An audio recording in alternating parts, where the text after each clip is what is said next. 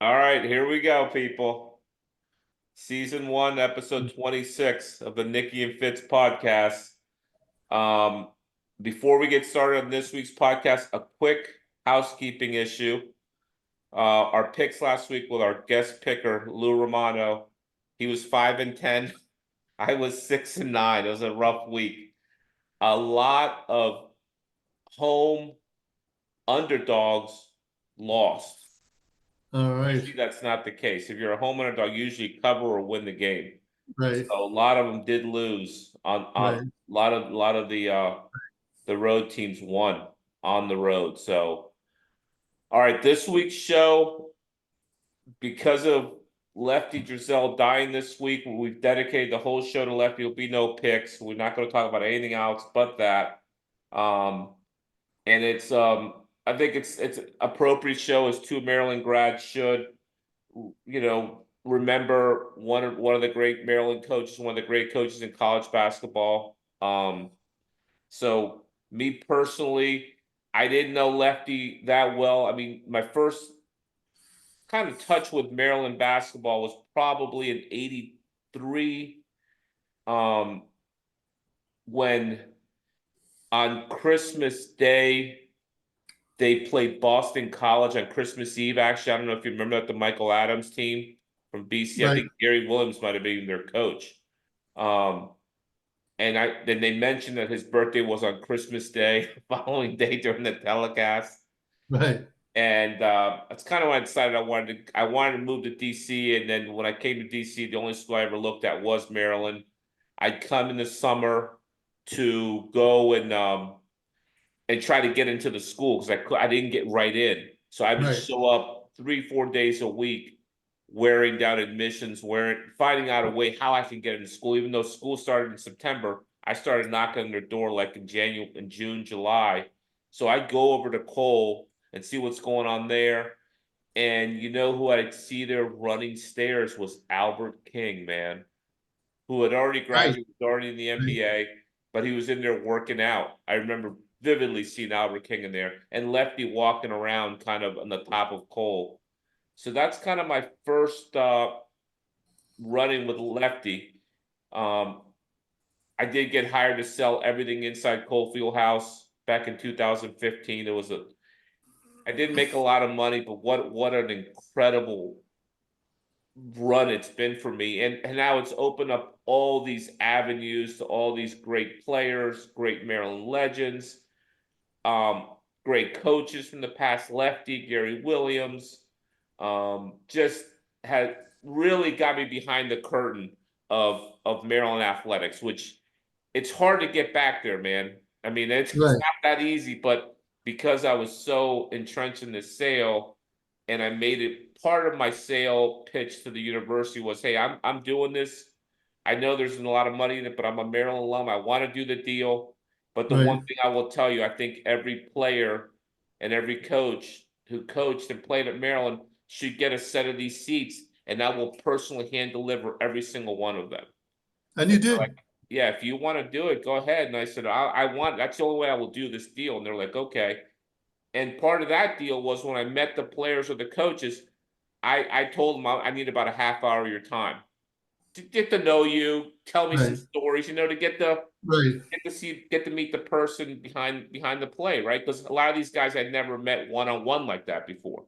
Hmm. Um, and obviously the Lefty encounter was epic and started a friendship, that's lasted till he died. Um, but it's been unbelievable. I mean, Right.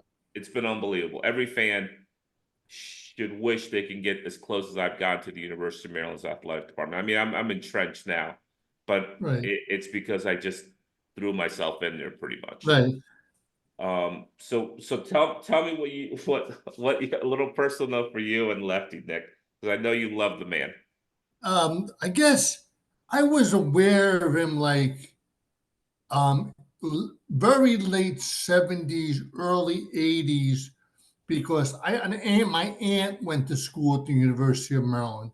So they Okay. were on my radar.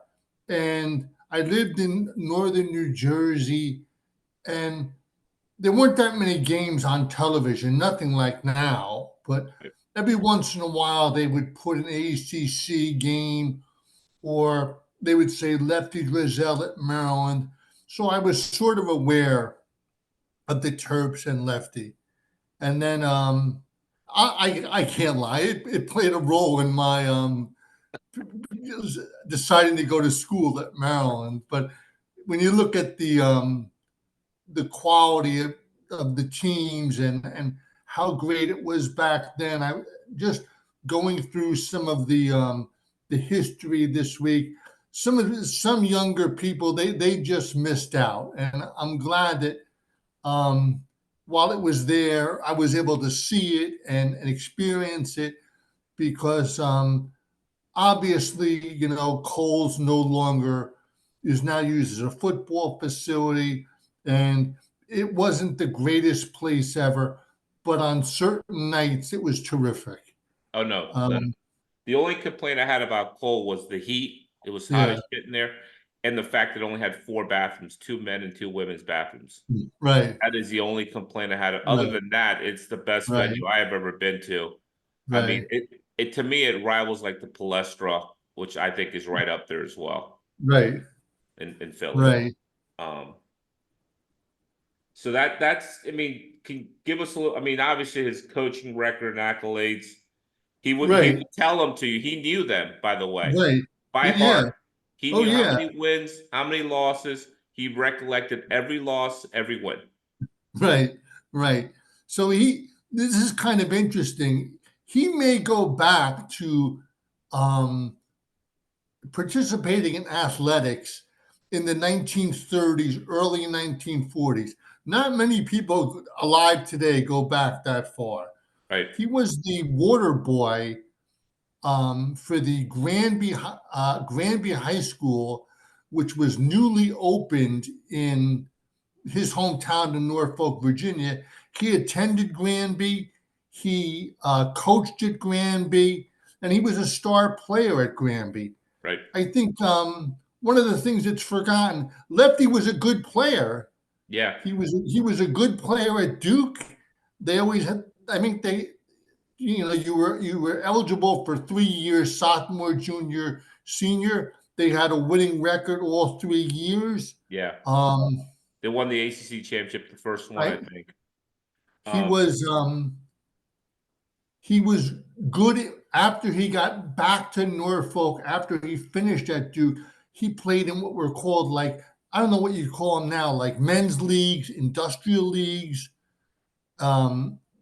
with teams, local teams, and he was a top player then. So he yeah. was sort of, he was a very good basketball player. He, as he said in his Hall of Fame speech, I was better than the coach thought I was. Right, right, right, um, right, yeah. So I mean, obviously his record. I mean, winning at Davidson. I mean, winning at Maryland, when he won at Maryland was unheard of because they never really right, were very good. And then he made them really good. But right, winning at Davidson, which really has been terrible since he left and got better with Curry. And right, then winning at JMU, which has never done anything unless he was there. And then he won at Georgia State, which is off right, the map, right. right? Yeah, he won at least 100 games at all four schools. All four schools went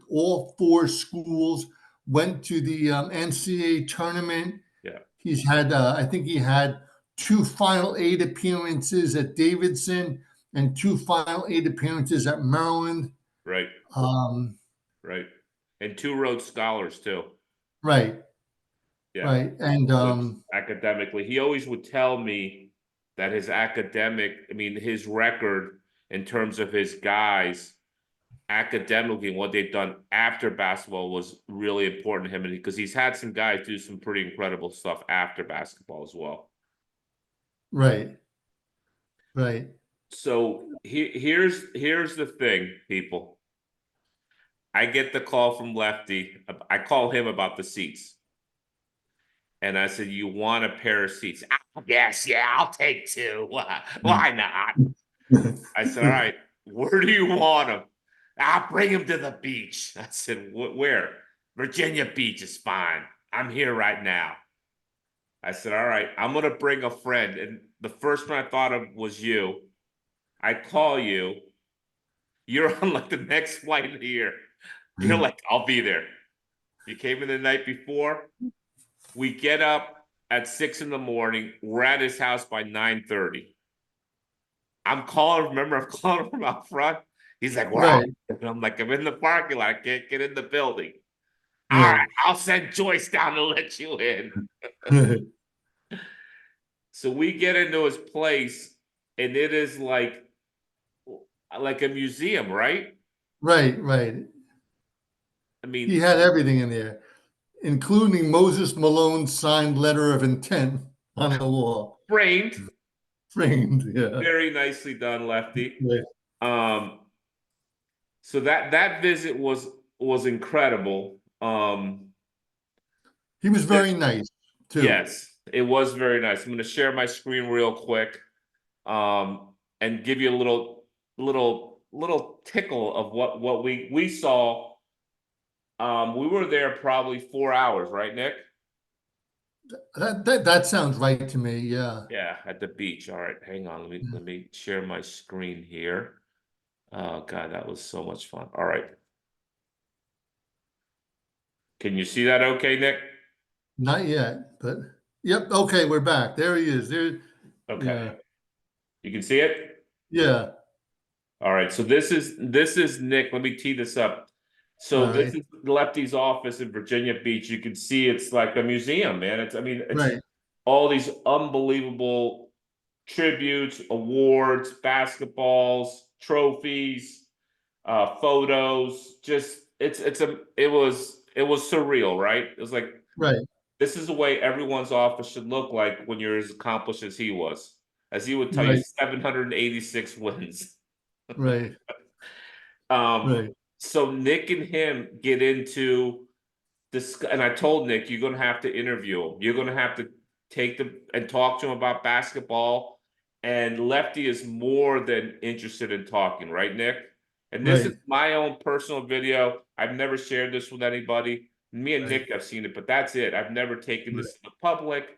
This is just Right. our personal time with Lefty, which was it was riveting, right? Right. It was talking to a History. legend. It This was is history. Yeah. You're in the yes, presence of a legend. 2016. I think it was like February or March of 2016. It was almost 8 years ago to the date. Yeah. Yeah. All right. Yeah. So here we go. So I've teed it up from a certain time frame because All right. this one it gets really good. Here we go. Here. In the Big Ten. Right. So, then it started after about 74, 75 team. We were the seed team. Right. You know, see, we had a brother North Carolina, and we were 27 too. Right. Like I said, if it was seeding teams, we would have been out. You know, one team, we've been one seed. Right. They didn't seed teams back then. Plus, you had to be a champion to advance. Yeah, right. Right. You know, to get in. Right. You had to, whatever your league determined the champion, it wasn't the regular season. Right. It's a tournament for the eight. We were the first league that ever had a tournament. And all the other teams played regular season, which to me is a better indication that you're a better team than the tournament. The law. Yeah, you got to play everybody home and home, not like they do now. Hell, they don't play every. Right. We play everybody twice. But the NCAA, they did. All the teams in the East played each other. Then we used to cut the net down. Hang on. He always fighting for his teams and his causes, right, Nick? Right. Defiant. Right. And if you crossed him, you were dead to him. Right. And when I left there, I told you, I said, I will never cross this man or I'll be dead to him. He will forget about me. I remember saying Right. that to you. I was like, I'm gonna do everything in my power to do exactly what I told him I'm gonna do. All right. Give a big trophy. Eastern champion. Right. And they did that on the West Coast. They didn't come up. We didn't play. That's Joyce's wife. The region. And then they got together at the Final Four. Right. It was a lot different than it is. It was a big advantage for women. Oh, yeah, sure it was, because he never played the tournament. Right. And plus, you know, I always thought, it's the reason, in fact, then the ACC never won any national championship. You know, North Carolina won it before the tournament started.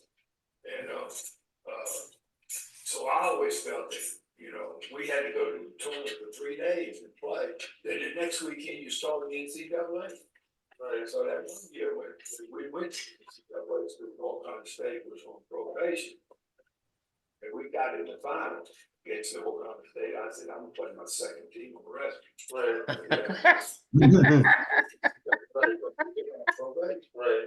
The commissioner came by, James came by and said, please, Lefty, don't do that.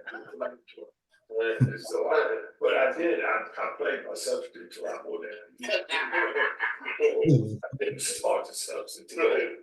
Hey, Lefty, what, that 74 game against NC State? Yeah. Do you remember the game, I guess? Yeah, I remember it. And any time during that game where you thought, damn, we just missed an opportunity to beat these guys, like, was there any plays that stick out? You're like, oh, we had the last shot. Yeah, we had the last shot. What, Lucas had the last shot? That's who I wanted. I said, look.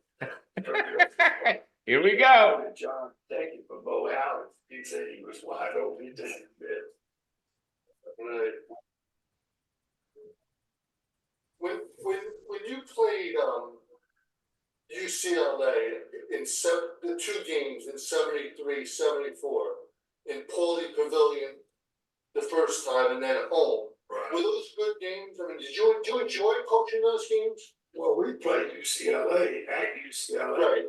The year that NC State won the national Right. championship, they beat us on the last second count. Oh. We had the ball, and we missed the last second. Oh, okay. Yeah, that's right. Yeah. But I think it was, then the next year when they came back to Cole Fieldhouse, Wooden had retired. Oh. They beat him in Cole Fieldhouse. Oh, okay. Who was the coach that Barca, Gene? No, it was, All right. So that's just one little snippet of Right. Of college basketball history.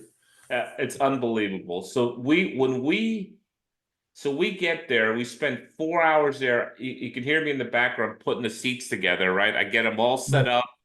He takes a couple photos in it. Joyce takes a photo with him in it. And he says, I don't know. I don't think they belong here. Can you take it to my beach house in Bethany? And I was like, I don't know. That's a lot. But of course, I've made the vow that I'm not going to screw this guy no matter what. I'm going to do whatever he asks me to do. Right. I said, I guess we could, right? I guess we could. So he goes, you just take the Chesapeake Tunnel, the bridge, and just go up along, 13, all the way up Virginia, into Maryland, into Delaware. I said, all right. So we load him back up into my car, and we drive him to Bethany Beach. I know you remember that. We set him up. Right. We can't get in the house, but we set him up underneath his house because the house is on stilts. It's like 1,000 square foot house in Bethany Beach. It's right on the ocean. It's not a big house at all, but it's got a beautiful deck on the back overlooking the ocean. It was pretty beautiful, right? I mean, the lot's probably worth $3-4 million. Right. So we set him up. We take a picture of it. I texted to his wife, hey, here it is. They're here. Then we drove back to Maryland that day. So we literally drove. It wasn't quite 1,000 miles, but it was like 800 miles in one day for the left-hander, right? Yeah. And it was a pleasure. It was a good time. That was I mean, just unbelievable. So that was our first real experience getting to know him one-on-one, right? I mean, that was just like, wow, this guy is everything you thought he was, like you've seen on TV, was exactly who he was when you met him in person. There was nothing different, right, about him in person that was different than was on TV, right? Right. I mean, defiant, strong. If he didn't like you, he didn't like you. That wasn't changing. Fought for his players, fought for the University of Maryland, fought for any school he ever played for. Just a hard ass when it came to himself and his people and his players and his universities, right? I mean, just Right. really strong, and which I appreciate that because that's the way I am about Maryland myself. With other people, when they rag Maryland, I go crazy on it. Right. So, Nikki, let's go over. You know, I know you had done some research on his record in the past and the teams he played, his schedule. Right. Unbelievable scheduler. Would never shy away from playing anybody. Didn't matter. Right. The team who Right. he had coming back, it was like, oh my God, I'm losing bias. I'm not Right. scheduling anybody next year. There was none of that. Right. So can you go over that a little bit? So I did. I pull it up right here. This is the schedule from 1984 and 1985. So this is his second penultimate year at Maryland. So they had done well 83, 84. They won the ACC title. They I think they went to Sweet 16 and lost to Lou Henson's Fighting Illini in the regional quarterfinal, I guess it is, to the final eight. So this is where they start off. The team is Adrian Branch, Len Bias, Derek Lewis, Keith Gatlin, and Tom Speedy Jones. First game out of the chute, Alaska, Great Alaskan Shootout over Thanksgiving weekend. Kansas, Alaska Anchorage, Tennessee. Then they get back to Maryland, West Virginia, Kevin Mackey's Cleveland State Viking team, Alabama, Ohio State, Maryland Eastern Shore, at Loyola, Maryland. They go out to Hawaii, Iowa, Hang on, they go to Alaska and Hawaii in the same Alaska, year. and Hawaii within I mean, that travel is insane. within less than a month. Yeah, That travel is insane. right. Within a month. Okay, so Christmas in Hawaii, Thanksgiving in Alaska, Iowa, um, Hawaii, Georgia Tech, and then it's back to College Park for the ACC, start of the ACC season. NC State. Oh, but wait, then they start weaving in games into the ACC schedule against top independent teams. The Dayton Flyers at Dayton, Nevada, Las Vegas at Nevada, Las Vegas. A weekend back-to-back game hosting Notre Dame on Saturday and Villanova Wildcats on Sunday. I remember that weekend, Nick. One of the Right. most epic weekends ever for me as a Maryland student. That weekend, back-to-back games in Cold Field House against Notre Dame.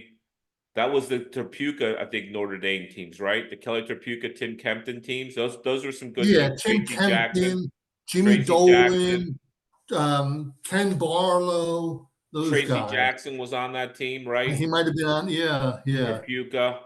And then Villanova, who won the championship that year. We played them as well. Okay, go ahead. Back-to-back days. Back-to-back days.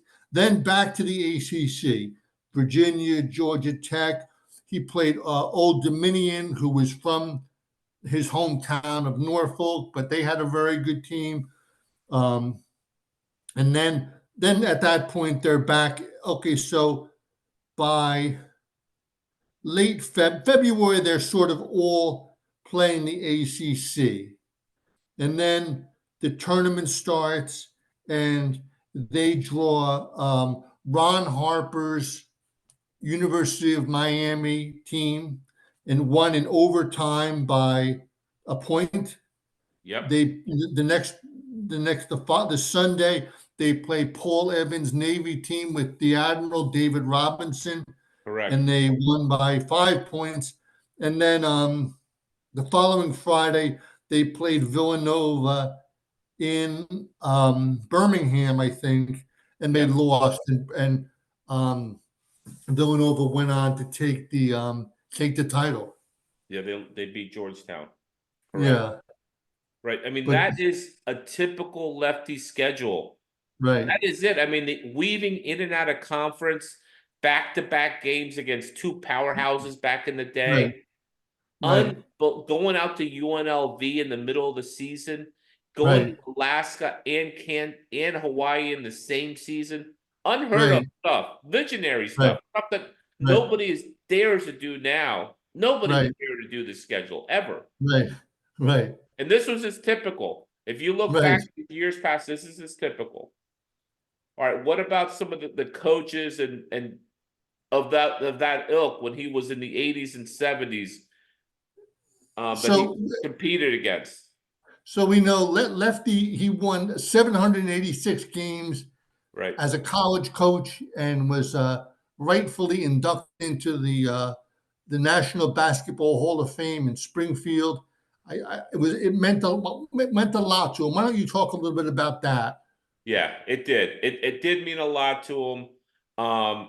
He was kind of torn up. You know, when I first met him, he asked me about it. I asked him about it. He said, "I don't know. I can wait, but I'm getting tired of waiting." You know, he was pissed.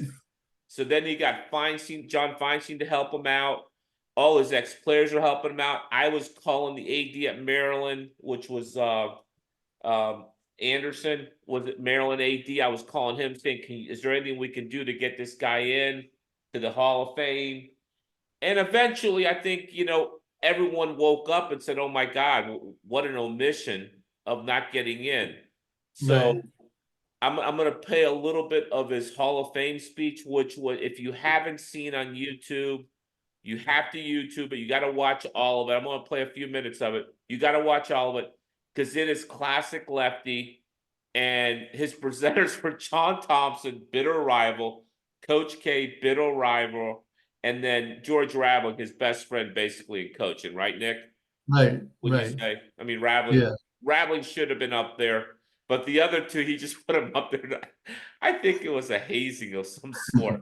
right, I mean, right, I'm not sure why they were up there, but I think right, he had a lot of respect for them, is why he put them up there. right, But I right, mean, supposedly Thompson said that Lefty is the reason why Georgetown became successful. He brought basketball to the DC area, which helped Thompson at Georgetown.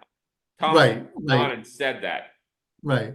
Because there's no doubt, if the story, as I understand it, is that um, the athletic director at Maryland, Jim Kehoe, in um, contacted Lefty in March of 1969 or February, and offered him the job. And they said, well, there's going to be Ted Williams will be the new baseball guy in town managing the Senators, and Vince Vince Lombardi Lombardi. will take the Redskins, and you'll take the Maryland Terps. And the Maryland program was in sad shape when Yeah, he got here. right. He showed me a picture, or he signed a picture for me that I had, and he said, "Look at all those empty seats." He goes, He was a "That's it. promoter. He was Yeah, one of yeah, the first coaches to actually take responsibility to fill the stadium. Can right, you fucking imagine that in today's world? A right, coach saying, "Oh my God, the stadium's empty because our team sucks. It's on right, me." No coach is saying right, that today. He right, did that. He was at the frat houses. He was working the campus. He was a promoter. He right, promoted the program in the DC area, and that's what made him a great recruiter. Of course, he cut his teeth selling encyclopedias out of college. right, So right, maybe that's where he got his right, salesmanship. I don't know. right, right. So he, I guess, I think part of his legacy is the history of college basketball in the DC area is completely different if he stays at Davidson or stays in North Carolina or Yeah. Virginia. Well, I mean, if they get he's Charlie Scott, which you recruited hard, right, who committed to Davidson, then flipped to right, Carolina, if he right, gets Charlie Scott, he stays at Davidson, right? I mean, they're right, a Final Four team, right? I right, mean, because they right, were a Elite Eight team without him. right, With him, right, I mean, Charlie Scott was an unbelievable college player and a very good pro too. right, right. Yeah. So I looked it up today. So he gets the Maryland job in March of 1969. 3 years later, 3 years, in March of 1972, they win the NIT. Back when the NIT was a pretty tough tournament with a lot of quality teams. And then 5 years later, they play what a lot of people think is the greatest college basketball game ever with NC State, Yeah. where it was like 103 to 100 in overtime. Very few turnovers. It's on YouTube. It's a tremendous game played by tremendous players on both teams. Oh, 7 number 1 draft picks in that game. Yeah, 7 number 1 yeah, draft picks played in that game. The right, other, it's funny you say that he got it going by 72. They won the NIT. But also the following year, after 1 year at Maryland, still the team is in shambles. He recruits the number 1 player out of the country, Tom McMillan, right? right, Out of right, Pennsylvania. He gets the right, number 1 recruit in the country to come to Maryland on right, basically a prayer, right? Like, we're going to be right, good. right, And when Dean had already committed to Dean, right, you know the story right. about his recruitment? Yeah, a little bit. Why don't you Go tell ahead. it though? No, you go ahead. You go ahead. You go ahead. The story, as I understand it, was that um, Tom McMillan's brother had played for Maryland in the late '60s. Right. Tom McMillan was at North Carolina, at Chapel Hill, I guess, waiting to enroll, and for whatever reason, I think he wanted to be in politics. He became a congressman, His and dad he got sick too. I think his dad got sick and he wanted to be closer to him. yeah, Also. right, and he just like hopped in the car and called Lefty and said, "Don't say anything, but I'm coming to Maryland." And the next thing you know, he was at the Armory down by South Administration, enrolling in classes, and the rest is history. I heard McMillan on the radio the other day, and McMillan said, I told Lefty I needed one thing. I want a single room. I don't want a roommate. Because McMillan said I was serious about my studies. He goes, I didn't want a roommate would interfere with my studies. So Lefty Right. found him a single in Ellicott dorm where the football players were. And Right. that's how he got him. But get this, so he tries to tell Dean what's going on, and Dean's in Europe. All right. Oh, So he had to send him a wire to tell him, sorry, I'm enrolling at Maryland. And oh, McMillan goes on to say it was the best decision he ever made. It changed his whole life. Not only right, going to Maryland, but he became a politician. He became a congressman. Played in the NBA for I think 10, 12 years. But he didn't regret that one bit. Now playing for Dean at the time would have been incredible as well. But it right. wouldn't have given him a life after basketball being in Chapel Hill as opposed to being here, I guess. Right. All right, let's throw in the a little bit of the Hall of Fame acceptance speech. It's Okay. classic Lefty. All right. Listen, yeah. It's so good. Hang on, before we do that, Nick, can you see that photo? So this is his office. I want to flip through Oh, these. hey, I do. Yeah, so Looks he great. had that painting done. Look at all the teams. All his teams are on the wall there. Here's from this side where his desk is. I guess that's something done for him when he played at Duke. He's number 32. All the basketballs up top. Right. Yeah, here's some close-ups of the basketballs that he had done. This is the other wall on the other side. I mean, you can tell it's a museum, man. It's all Right. the sporting news covers. I guess that's Albert King when he recruited him.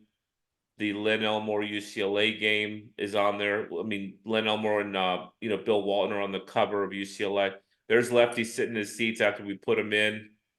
Right. There's him and Joyce sitting in the seats. He smiled when Joyce sat with him and didn't smile when she wasn't there. Right. Joyce is a beauty. The Rock, the lady who took care of Lefty every waking moment. and unfortunately she died in 2018, um, which was really tragic, right? I mean, Right. unbelievably. It was it 2018 or 19. I don't know what year, but he went Mhm. on to live another 4 or 5 years after she died, which was incredible to me because it just showed his perseverance, his like toughness, like his never die attitude is what this guy was all about, man. He was a Right. grinder, he was tenacious, he was Right. a tick that gets in your skin, you can't get out. He's just Right. unbelievable that a woman who did everything for him dies and he lives for another 5 years. I mean, Right. I was shocked. I really thought he's not going to make it 6 months without her. But to Lefty's honor and to who he is as a person, he was like, screw it, I'm going to keep living. Right. So that's him and Joyce. There he is. Look at this photo. This is such a great pic. It's him explaining to Nick what's going on in today's basketball. He's got his name on his deck, some old school stuff there, right? With his Right. nameplate. Um, there he is signing a bunch of stuff for us. These things, obviously, I didn't give them away, but I pretty much gave them away. They're Right. worth a lot more than they were last week. Right. And there's the Moses Alone Nick right here. There it Right. is. The letter of Right. intent that Moses signed, man. This is Right. such a beautiful piece of history. Right.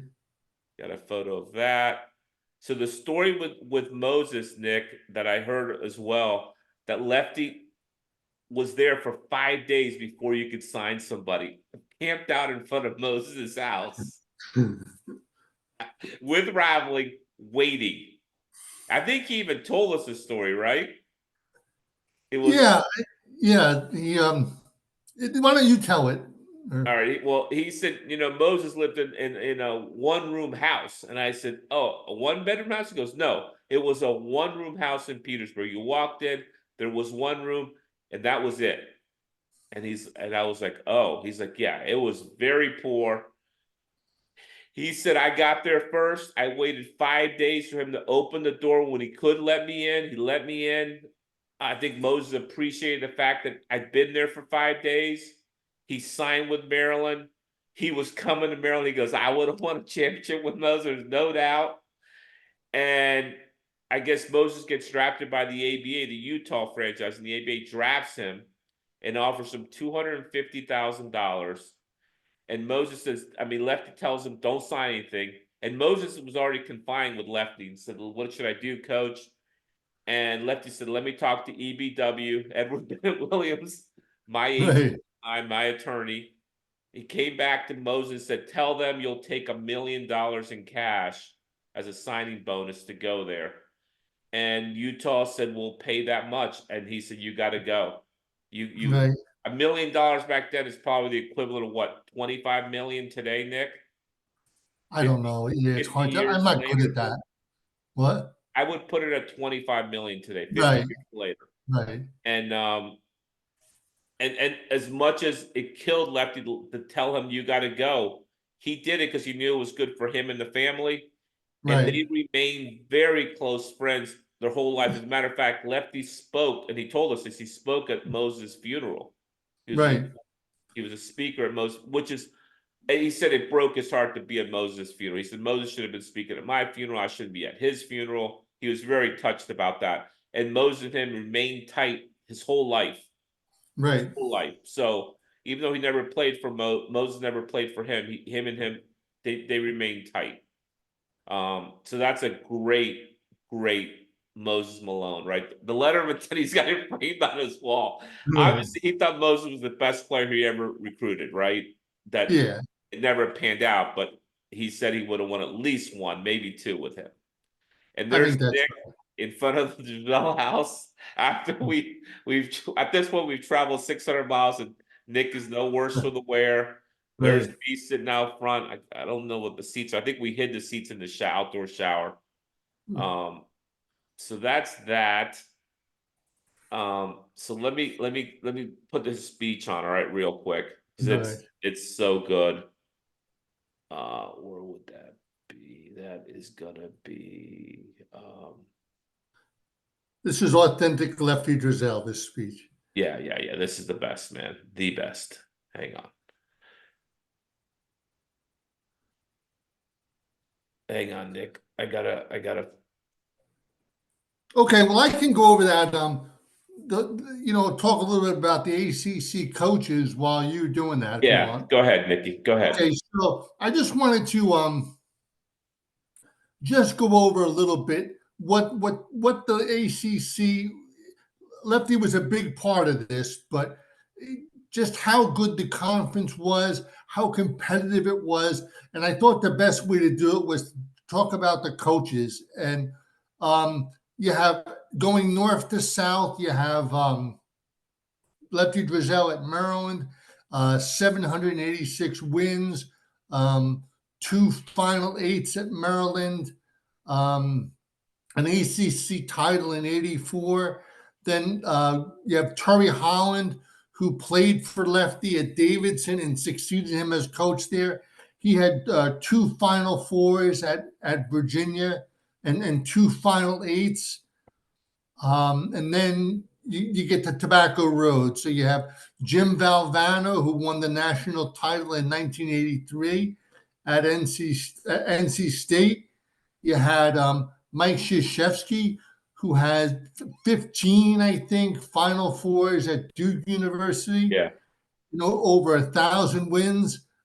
Dean Smith, you had 11 Final Fours, two national titles. Loaded. Loaded. Carl Tacey at Wake Forest, who had two Final Eights and was a top coach.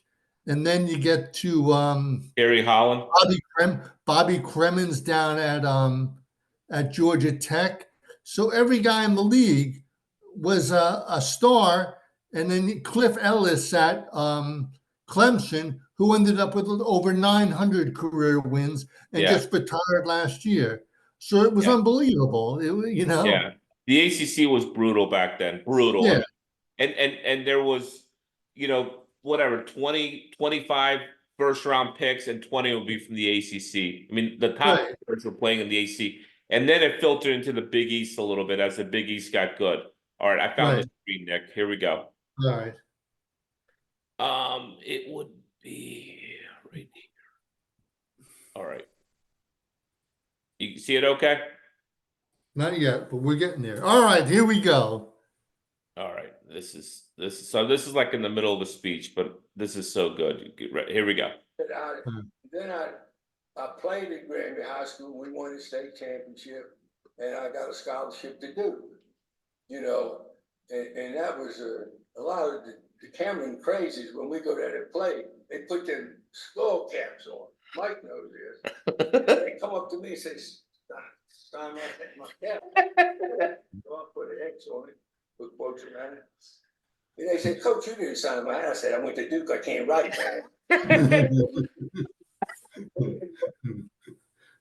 Anyway, so I went to Duke, and incidentally, Mike, you probably don't know this, but in 1954 we won the ACC championship. I was the first ACC champion, and I was pretty good. I thought I was better than the coach thought I was.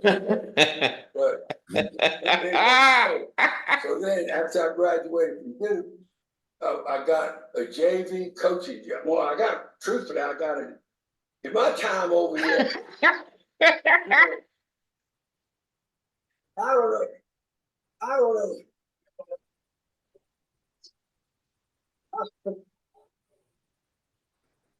I've been practicing this for 3 days. They said 5 minutes, so I got 2 minutes left or something anyway. So anyway, from Duke, I got a job at the Ford Motor Company, paying $6,200 a year. I worked there for 1 year. Then the JV coaching job came open at Granby High School, where I'd gone to school and played. And I said, well, I came home and told Joyce, I think I'm gonna take that Granby coaching job. I always wanted to coach. I told her I did it since I was 9 years old. And she said, well, what does it pay? I said 3,200. You making 6,200 at the fourth bank? You take that job? I said, yeah, we'll take it. I love coaching. I said, I'll work in sometime, sell encyclopedias, do something, make some money. And so that's what I did. I started out as a JV basketball coach. And then I did pretty good there for 2 years. And then I went to Newport News High School. And y'all don't know this, right? But we won 57 straight games, which is still a record in the state of Virginia. I know there's my man Alonzo. He won 52 straight, right? Whatever it was. And Moses won 54 or whatever it was. But we won 57 straight. All right. So I'm sorry. that is so classic. And anybody can watch this. You can just find it on YouTube, tee it up, and away you go. It's just, I mean, so defiant, knows the records, knows how many, I mean, knows, he knows who he is, right? And He was proud of his accomplishments, Yes. rightfully so. Yeah, he has no problem telling you, hey, here's what we did. Try to Right. beat that. Right. So one more. So after we get to know him, obviously I'm keeping in touch with him. I literally have called him every month for like the last 5 years since I got to know him, right? Maybe the last 6 years, 7 years. Just to check on him. Hey, how you doing? Everything okay? Right. You need anything? He called me in to do a couple things for him to come to when he came to Maryland, make sure his, they had good seats, and had to talk to Troy Wainwright to get him good seats. Wainwright kind of screwed him, so Lefty can't stand Wainwright. Right. So I get a call in summer of 2016 saying, hey, they're having a Fast Breakers reunion in Ocean City with a Lefty tribute. And I said, that sounds really cool. And they're like, we want you to come. Fabian Jimenez, who runs the Fast Breakers, said, you got to come. You got to be here for this. I'm on my way, man. Left that morning, went to the event. It was unbelievable. Just like before, Lefty being Lefty, man, just could carry a room, any room. You Right. bring him into a room, and he is going to be the highlight of that room. There's no one that's going to trump this guy ever. I mean, he just could walk in, and I mean, we're all gushing because we're all Maryland fans. So whatever he says, we're going to gush over. Right. But the stories, him talking about recruiting bias, McMillan, because we're fans, so we're asking him all the recruiting stories. That's really, he's legendary recruiter, right? Had Right. four number one player in the country recruits in his career at Maryland. So He was a legendary hard worker. Legendary. Yeah. He outworked everyone. Yes, that he was, man. And I think the early career of selling encyclopedias helped him in recruiting. There's no doubt in my mind, man. I mean, it helps when you can be in the toughest situations and work your way out of it to make a sale. In recruiting, the same exact thing, man. It is the same exact thing. And then when you have a defiant hard worker on top of a good salesperson, that's gonna win all out. I mean, that's always a win, right? If you're a hard worker, you're defiant, and you know how to sell. I mean, I don't know, man. I mean, there's a lot about him. Obviously, there's some negative stuff about him that he did over his career with his defiance that we're not going to talk about. Everyone knows what those things are.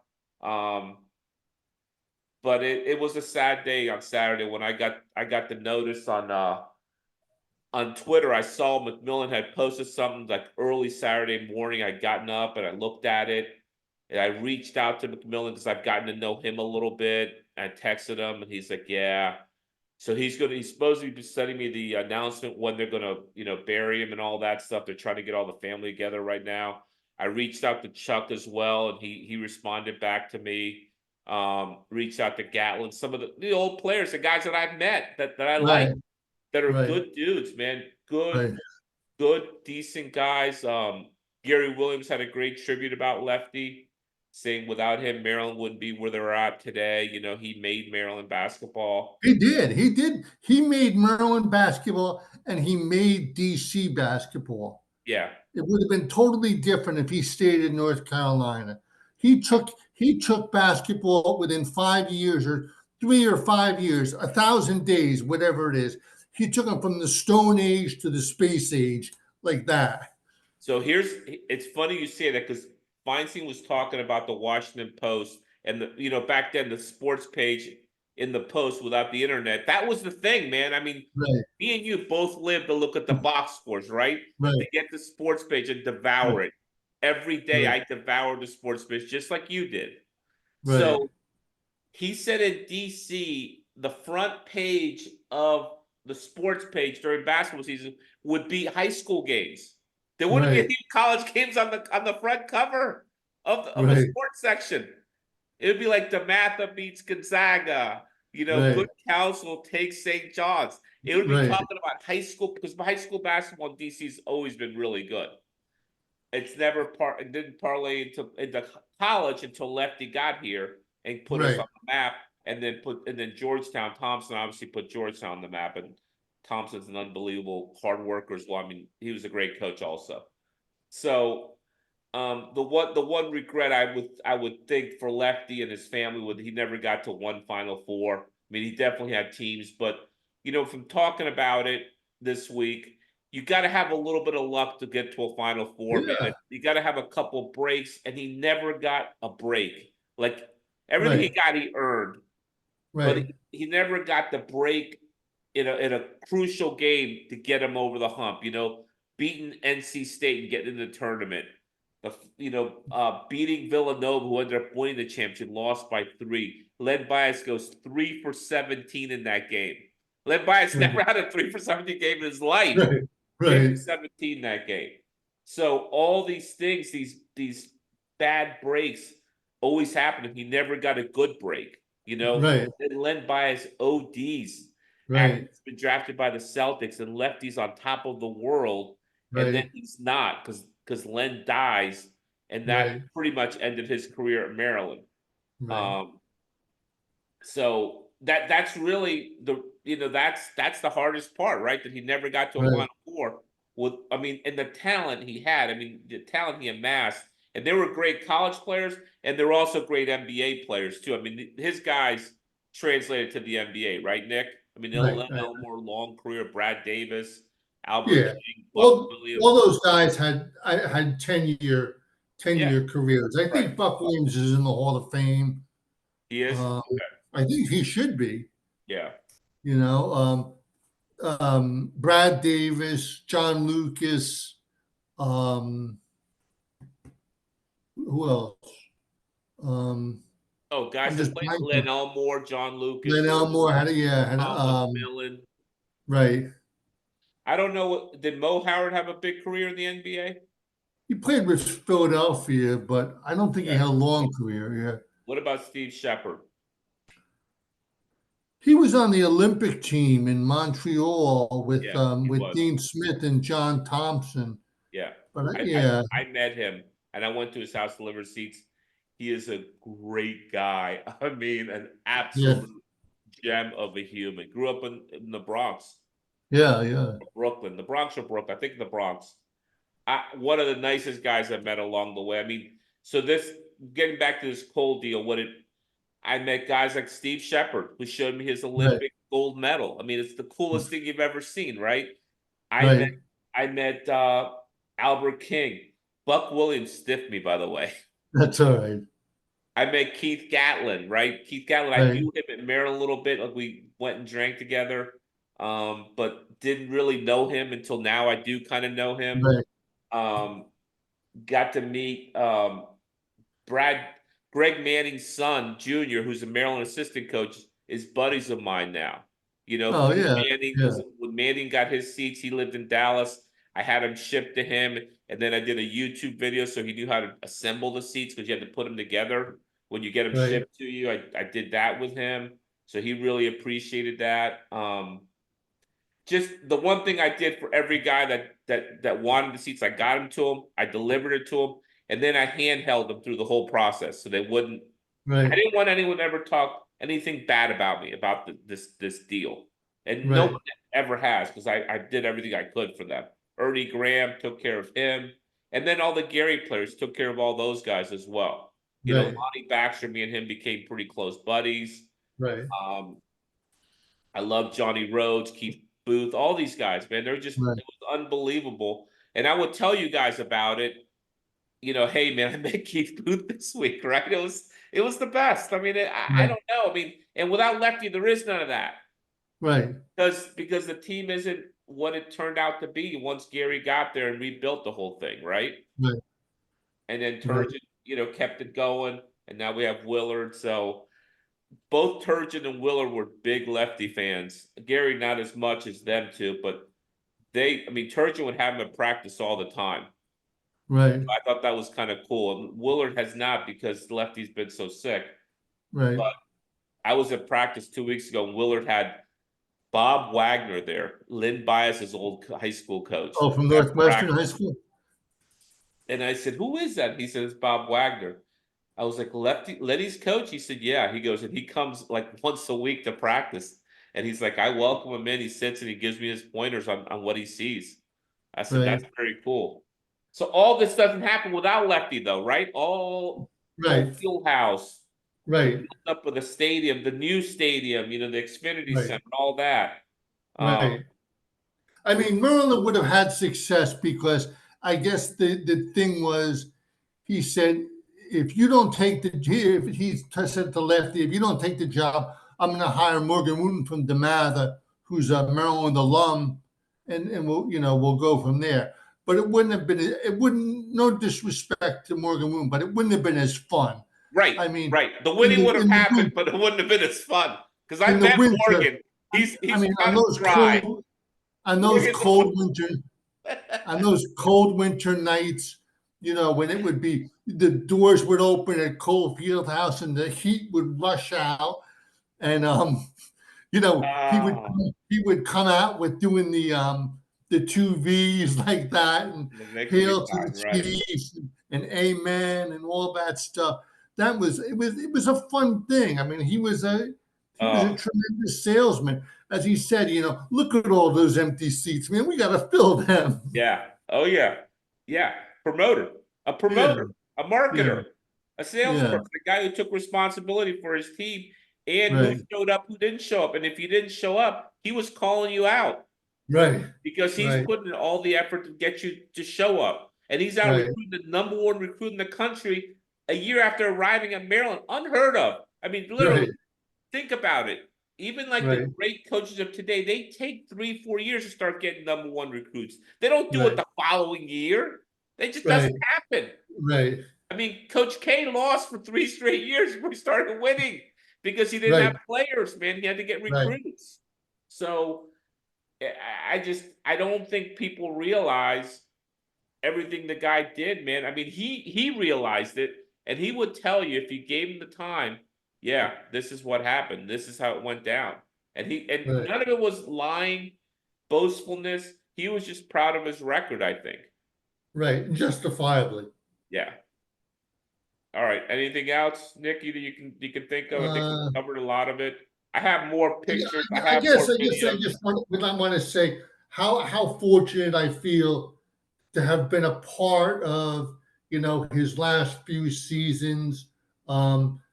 Being at Cole Fieldhouse, when the place was sold out, when the ACC was at its zenith, when there were great players all the time, top 10 teams rolling in there. It seemed like every weekend.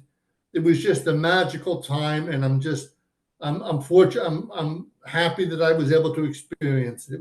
It was wonderful, and it was due to him. And that's what we started our friendship during that time, right, Nick? That's right. That's right. So it just coincides with that. I want to share the last photos from that luncheon at the Crab House, the Crab Cake All right. House in Ocean City in All 2016. right. So good. All right, you see that? Okay.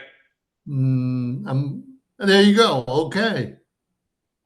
See, Let me move this. All right, let me move us out of the way here over here. All right, so that's McMillan there. So this was the tribute for him that Fabian set up. Lefty loved to do these things, especially at the beach, because he had the place in Bethany. In the summer, he would live there, and in the winter, he'd live in Virginia Beach. right, So there's McMillan. I mean, this is a who's who of Maryland, like big time fans too, by the way. So right, Lefty's signing everything. Always very easy to get him to sign something. Rick, right, that's Rick Jackledge, is an attorney at Maryland for in the DC area. Huge Maryland fan, big right, booster. That's the back. There's Lefty signing some more. There's Joyce right there. There's right, me and the left-hander with matching shirts on. One of right, the classic photos that I've ever taken. He even smiled. There's me and McMillan. Took a photo together. Me and McMillan started a friendship after that right, event. right, Um, let's see who else is in here. There are some John Reimer right here, with the mic in his hand. John Reimer's a huge fan who I got to hang out with at Northwestern for the Maryland Northwestern game a few years back. He since has passed away. Really sweet guy, big Maryland fan. Reimer loved Lefty. There's Joe Pratt right here is a huge Maryland booster, huge fan, alum. He was at the event. There's Rick again. So all these guys I got to know because of the Cole sale, man. It's been unbelievable run. right, Hang on. There's right here is Mike Demchuk, a good friend now who I met there, and we share football seats together now. So Mike's one of my good buddies. Went to Maryland, big booster. Let me see where Fabian's at. I know Fabian's in here somewhere. Oh, there's Fabian right there. So Fabian ran fast breakers for all those years. There's Lefty explaining the Tom McMillan, Len Bias recruitment. I mean, just so good. I have right. video, Nick, but we don't have 2 hours. Yeah, this is easy. Yeah, Yeah. And then Lefty just hung out, man. Afterwards, he was the last person to leave. It was unbelievable. right, I'm like, what are you doing, Left? He said, I'll stay here till everyone's until they're gone. I live right up the street. I don't care. He didn't care. He was there, man, and right, he could walk pretty good. Then toward the last couple of years, he had a hard time walking, but back right, then he was fine. And Joyce was there, so she was there hanging on with him. So that was that last event. I'd seen him a couple times after that event. He called me like a year ago. He was on Johnny Holiday's Monday night with the coach with Willard last year, and they wanted Lefty on there with Willard. And so Lefty calls me, goes, "How do you do this call? What's going on?" I'm like, "Lefty, I don't work for Johnny Holiday. I know, but you can help me. You're good with this IT stuff." So I had to because Johnny Holiday, someone also I met through the deal who I've become buddies with, who I text with all the time. I call up Holiday. I'm like, "You got Lefty on it?" He goes, "Yeah." I was like, "Lefty kicking out." He goes, "God damn it." I was like, "All right, I'm going to set this whole thing up. I'm going to have him call you. What time's a good time for Lefty to call you? I'm going to send him your number." And I brokered the whole thing so it would happen because Lefty couldn't figure out the phone call and who to call, when to call. Oh, Johnny was so appreciative, but it was a disaster. But he always called me when he needed something. And I was always like, "What do you need? Let's go." right, Because right, I knew I was in tune with Maryland, and he didn't know that IT or didn't know who to call because the administration had changed over to Damon as a new AD. So it was a great. I mean, I'm gonna miss the guy. I'm gonna miss calling him, to be honest with you. I enjoyed talking to him. The calls were very short. They're usually a minute and a half tops. right, He said a few things. He watched a lot of b-ball. He watched a lot of games. right, Pretty much, I think every night he was watching the basketball game during the season. right. Still very knowledgeable as well. He was a brilliant coach. He was 786 wins. Yeah. Hall of Fame. Says it all. Yeah. All right, man. So next week we'll be back regular schedule. Basketball All right. kicking in. Well, excellent job by you here, Fernando. Yeah, man, Great it was tribute good. show. Yeah, this was the best. I really appreciate this. I'm all teared up just thinking about the whole thing. But I will talk to you, Nick. Hopefully maybe see you this weekend. If you come, I'd love to see you. If you can't make it, I understand. All right. Okay, all right. All Thank right, you, see you, man. sir. Bye. All right, amen.